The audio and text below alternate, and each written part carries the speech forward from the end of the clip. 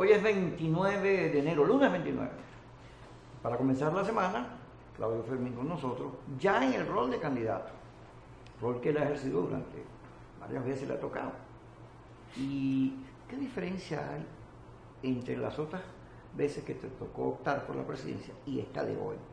¿Qué es lo diferente, Claudio? Vamos a comenzar por ahí. Bueno, la vez, gracias Kiko por tenerme acá en el programa. La vez cuando estuve de candidato en 1993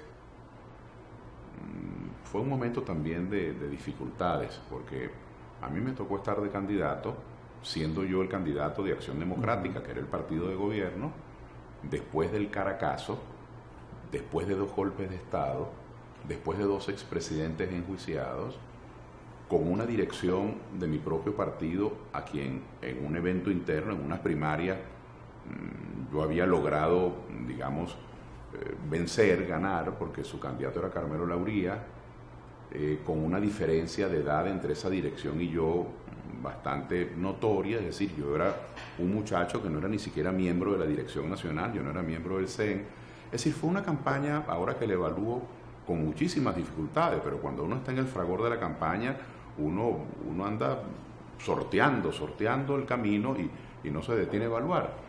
Yo diría que se parece bastante a esta en cuanto al cúmulo de dificultades, porque yo soy un candidato, o uno de los varios candidatos, que aspiro a ser un vehículo de proyectos del cambio, de proyectos de transformación de Venezuela, de voltear el contenido de cómo se toman las decisiones públicas hoy por parte del chavismo. Pero no nos toca hoy competir solo con el chavismo, sino que estamos compitiendo también contra los promotores de la abstención, que son venezolanos también originarios de la oposición y de la protesta. De tal manera que veo en esas 2 campañas la similitud de la dificultad, de la controversia.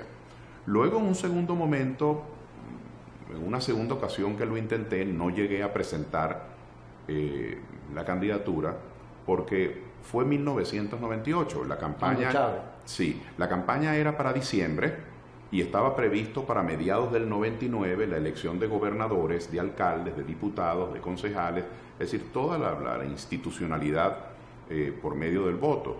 Sin embargo, las direcciones de COPEI, AD y el MAS votó también, anticiparon las elecciones que estaban previstas para mediados del 99, un mes antes de las elecciones presidenciales, porque pensaban que si cualquiera de los independientes ganaba, Chávez, Salas, yo mismo, luego habría un efecto dominó en el que quizás los partidos no podrían ganar los otros cargos.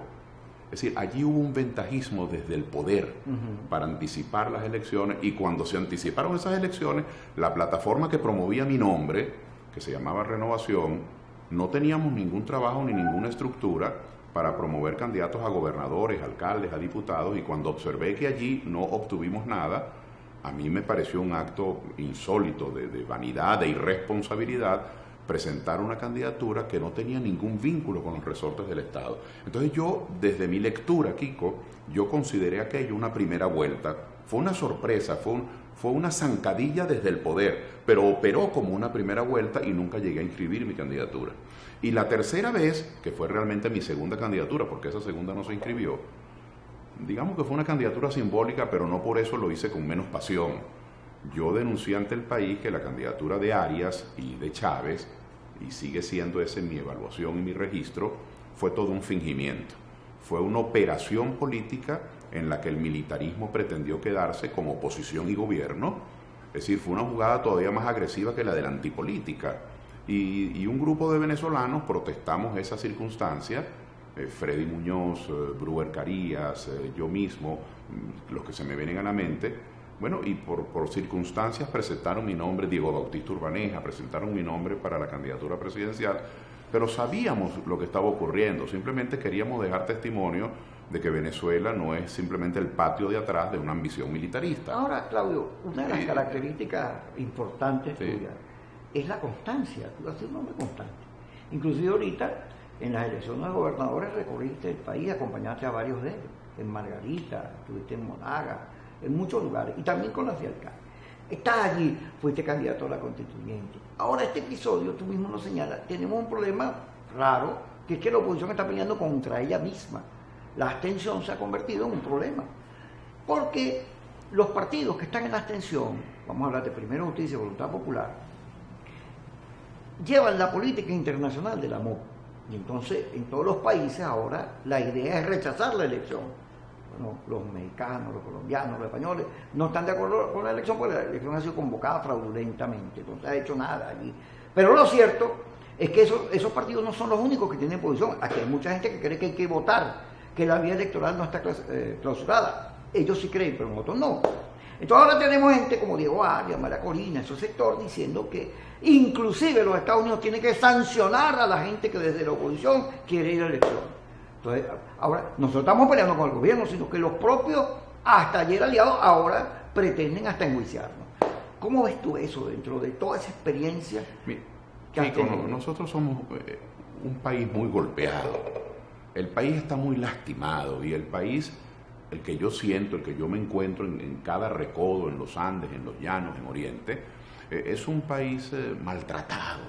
Y incluso es un país que está harto, si me permiten, está cansado ya del gobierno. Entonces, en estos momentos, que cuando no se consiguen medicinas, ni alimentos, ni repuestos para los automóviles, es decir, es una cosa dramática lo que está ocurriendo en el país, la gente comiendo de la basura, la gente muriendo en la puerta de los hospitales sin medicamentos. Estos son momentos en que hay graves urgencias, y en estos momentos de urgencia, el lenguaje de la inmediatez, el lenguaje de, mire, yo puedo arreglarlo todo y lo arreglo ya, ese lenguaje de la urgencia, de la inmediatez, de la instantaneidad política, es un lenguaje muy seductor. Si una persona te va a decir, mire, espere la fecha de las elecciones, que vamos a hacer un trabajo, tú puedes hasta llegar a sentir que es una persona displicente, indiferente, y cómo se va a esperar tan largo tiempo, cuando queremos salir de esto ya. Y entonces, para capitalizar el descontento, para identificarse con las mayorías que quieren salir de esto ya, mucha gente ha caído en la trampa, en mi opinión, muy poco didáctica, muy poco útil para la pedagogía política, de decirnos a nosotros lo que queremos escuchar, que es que hay que salir de esto ya, en vez de decir la verdad. Queremos salir de esto ya, pero la manera más rápida es por este procedimiento. Entonces hay quienes, y yo lo escucho en la panadería, yo lo escucho en la universidad, hay quienes creen que de verdad el señor Trump nos va a invadir, o que van a venir unos ejércitos cascos azules, o que va a haber un golpe de Estado y unos militares se van a alzar, y sin percatarse de la gravedad de esas afirmaciones, de lo inconveniente que para Venezuela es eso, hay políticos alentando el lenguaje de la emergencia, el lenguaje de la urgencia, y un lenguaje todavía más radical que de la emergencia es el decir, como todo el sistema electoral está podrido y yo soy un ciudadano bueno y yo no me mezclo con lo corrupto, pues yo no voto. Entonces los promotores de la abstención le han dado a su posición política, que es no votar, eso es muy respetable, pero le han dado un tono ético. Hay una nueva ética del absentismo político. Es decir, si usted no vota, si usted no se mezcla, usted es un hombre honrado. Si usted va a votar, no importa que usted lo haga para cambiar el gobierno, no importa que usted lo haga por un candidato unitario, no importa que usted lo haga con la mejor buena fe, entonces usted es un delincuente porque usted está envolviendo un procedimiento incorrecto. No es cierto. ¿Qué hace ahí? No es cierto. Vamos a ir al corte y ya regresamos con Claudio Fermín.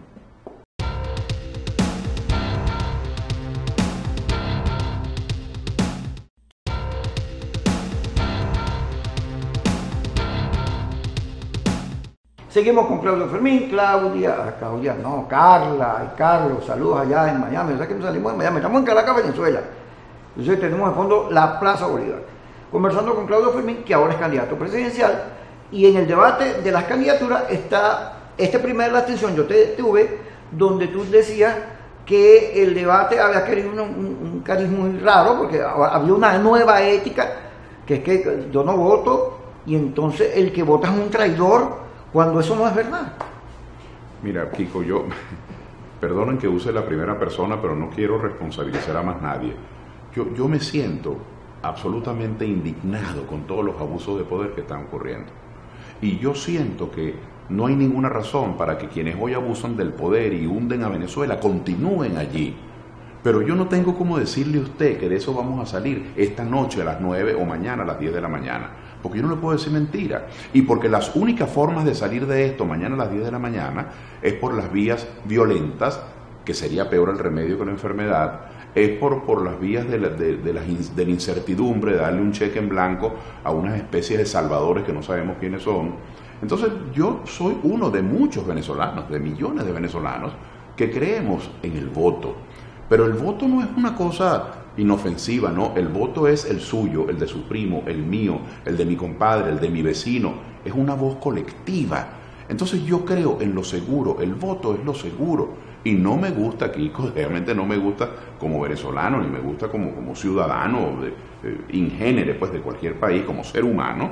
No me gusta ese pensamiento que cataloga de herejes, de gente que no merece la vida, que merece la horca, merece ser quemado, a los que no piensen como yo. Yo he visto cosas muy graves, he visto mensajes que andan pidiendo sanciones, cárceles, castigos, para las personas que no opinen como ellos políticamente. Yo creo que hay que participar en las elecciones, porque he visto, y lo veo en mis familiares, lo veo en mis amigos, gente que no quiere ir a votar, porque sabe que hay irregularidades, pero también he visto cómo las experiencias pasadas que hemos vivido, elección de alcaldes, de gobernadores, de constituyentes, de Asamblea Nacional, cuando usted no va a votar, está expresando un disgusto, pero eso no le hace ni un rasguño al gobierno, eso no le quita nada al gobierno. Por lo contrario, le da una ventaja, ¿cuál es la ventaja? Que en la contabilidad electoral tienen más votos que nosotros. Entonces sí es verdad, claro que es verdad, que en las mesas hay irregularidades, una cédula expedida a un extranjero, o un voto obtenido con ventaja, o un voto obtenido por presión, pero frente a esos 20 o 15 o 10 o 4 o 19 votos irregulares de cada mesa, ¿cuál es la solución? ¿Abstenernos y perder 19-0? ¿O convocar la mayoría de nosotros, que somos mayoría, y ganar 80-19 esa mesa? Así que no hay ninguna ingenuidad en nuestra posición, ni hay complicidad. Hay irregularidades, pero las irregularidades se vencen con concurrencia, con convocatoria, con mayoría. Mira, de 19 millones y medio de venezolanos, Kiko, que estamos inscritos en el registro electoral, el chavismo, o el PSV, o el gobierno, como usted le quiera llamar, no ha podido pasar de 6 millones de votos.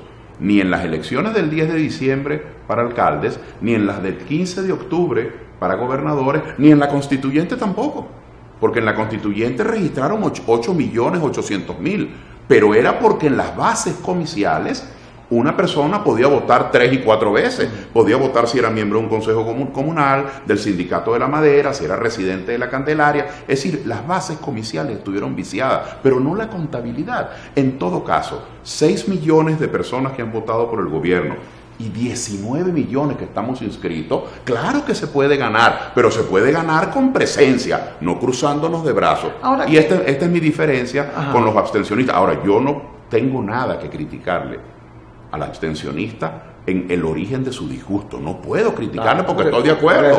Tiene razón, está protestando la arbitrariedad, pero el camino que ha escogido para la protesta es inofensivo. ¿Qué lectura le das tú al hecho que AD logró la validación y Primero Justicia no? ¿Qué se puede esperar de ahí? Bueno, es una pregunta.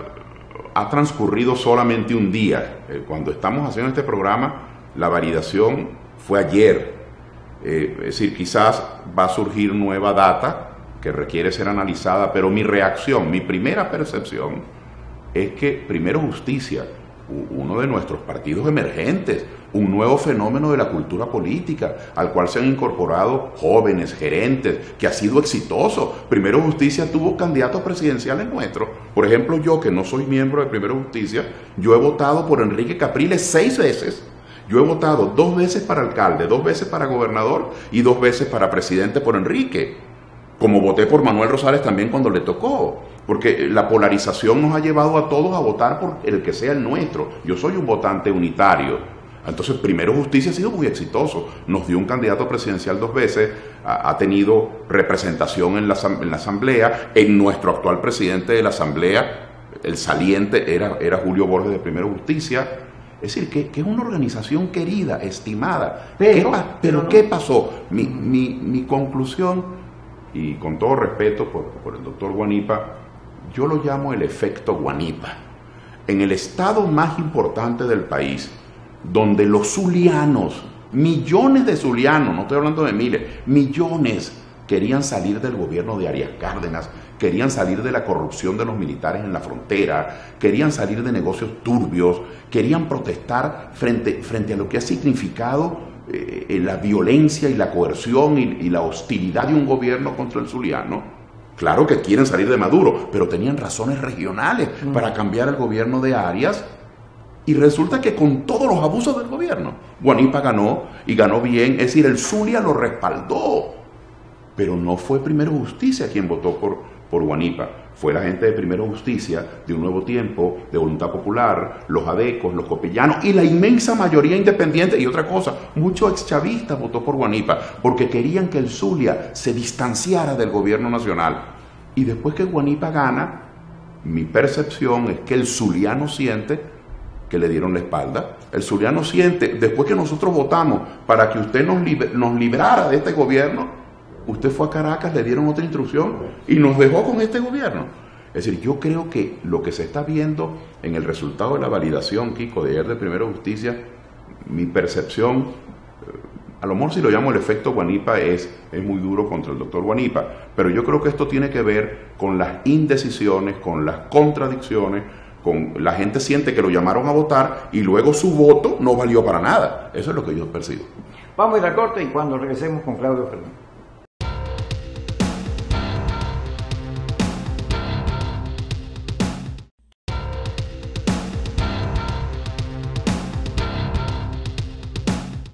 Seguimos con Claudio Fermín. Claudio, metiéndonos en todos estos temas. Hay una ronda final en las conversaciones en Dominicana. La gente de BP dijo, no voy, que BP no validó, ellos no van a ir a la elección, ellos son partidarios de esa política dura. Pero la gente de Primera Justicia, que estuvo en la extensión, va y ha sido, bueno, Julio Borges, uno de los conductores de esta política internacional, que está fundamentada en el rechazo al gobierno, en las medidas.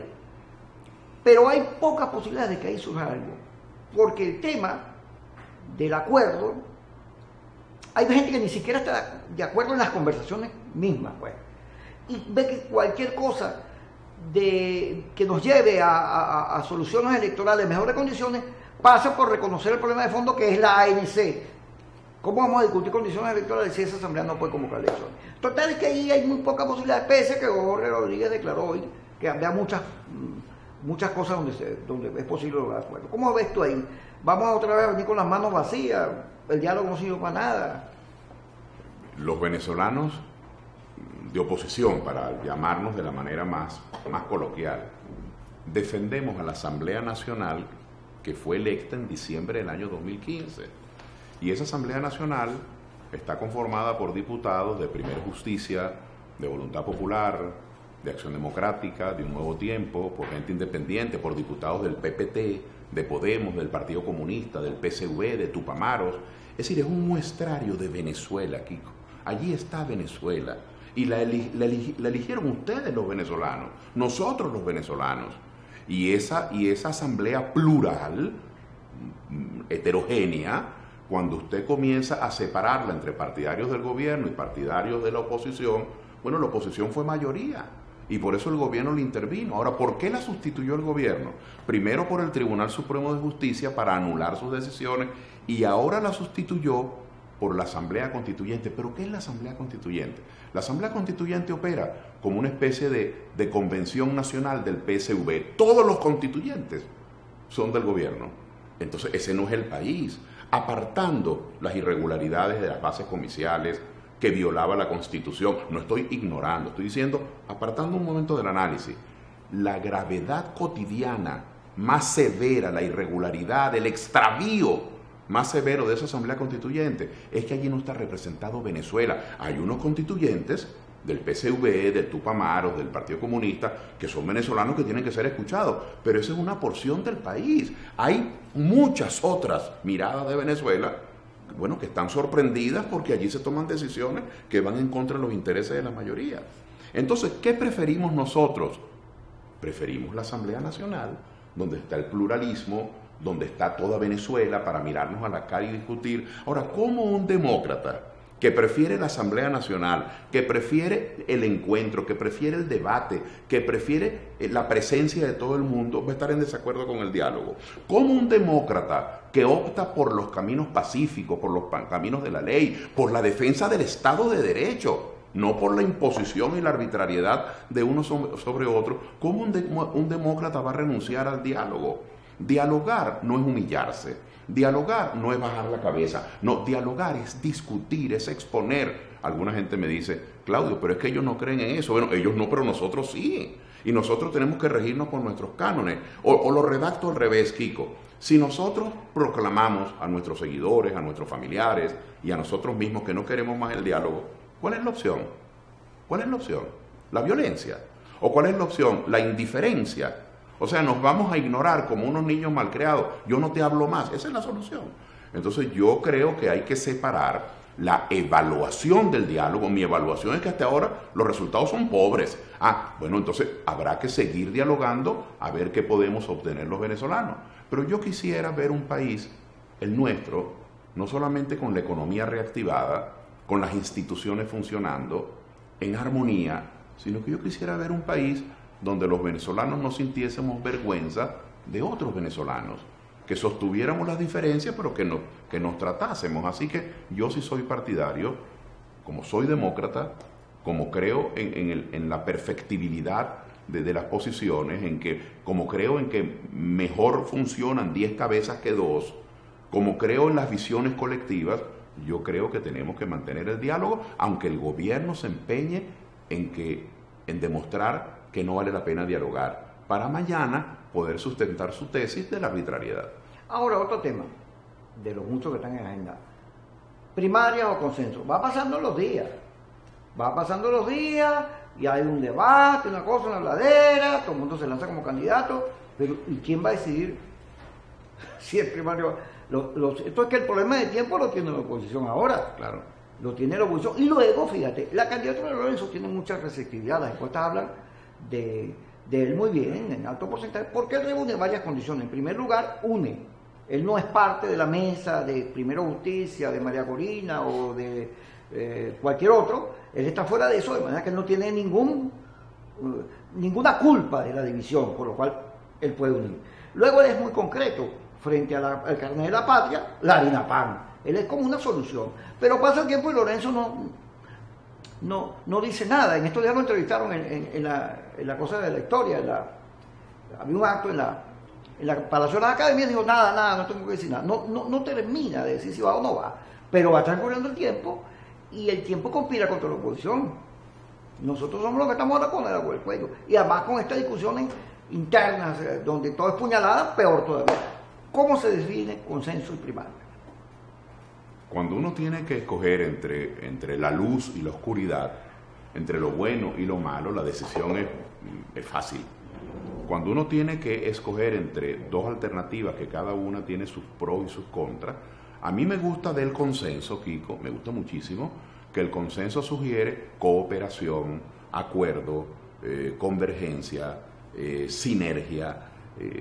El consenso es aprovecharnos todos y sugiere además armonía, cero conflicto. Eso me gusta del consenso. ¿Qué no me gusta del consenso? Que en un momento cuando hay, brigadas, hay ejércitos bien organizados, equipos muy numerosos promoviendo la abstención, haciéndole creer a usted que si usted no vota algo gana, incluso haciéndole sentir que si usted vota, usted es honesto, distinto de aquel que vota, que es un sinvergüenza. Entonces, esa nueva ética según el cual el votante es un bandido y el que no vota es un hombre digno, bueno, es terrible. Entonces, el consenso frente a eso, aunque promueve la cooperación y el acuerdo, yo no veo que contagie a los 19 millones de electores. Las consultas, como la consulta es participación, inclusión, todas las opiniones valen lo mismo. Entonces, en la consulta, usted que vive en San Juan de los Morros, o usted que vive en Miami, o usted que vive en Los Teques, usted se siente parte de una decisión, se involucra. A mí me gusta de las consultas o de las primarias el efecto del contagio y el valor de la inclusión. Ahora, la consulta lleva tiempo, el consenso lleva menos tiempo, pero los dos ya están tarde. Yo sigo prefiriendo la primaria porque siento que además la primaria es una campaña. E incluso si el resultado de la primaria estuviese listo 2 semanas antes de la elección, ya esos candidatos, el ganador hizo una campaña. En cambio, el consenso, si esa es la salida, ¿para cuándo lo van a dejar? Porque después del consenso necesitamos que ese candidato haga campaña. Entonces, estamos entrampados en 2 decisiones o en 2 alternativas, me corrijo, que cada una tiene su perfil luminoso y cada una tiene su circunstancia negativa.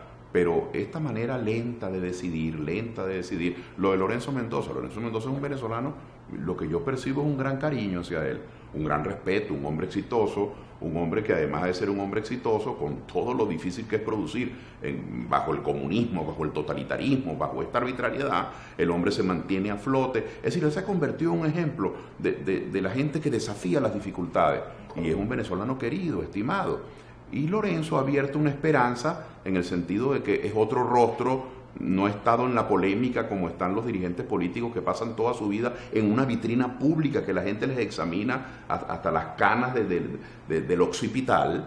Entonces tiene esa cosa atractiva. Ojalá tuviéramos en Venezuela 15 Lorenzo Mendoza. Pero el mismo hombre que abrió una esperanza, pienso que ya está cayendo, al igual que las primarias, al igual que el consenso, ya estamos en el terreno de la incertidumbre. Lo que están sembrando es incertidumbre, y el país necesita gente resuelta, el país necesita gente con determinación, el país necesita gente que dé un paso al frente, porque el cambio no es un problema para observadores, ni es un reto para turistas, el cambio es un problema político serio. Y tan serio es que nos despedimos con el cambio, no cambia de canal. Vámonos pues, gracias por estar con nosotros.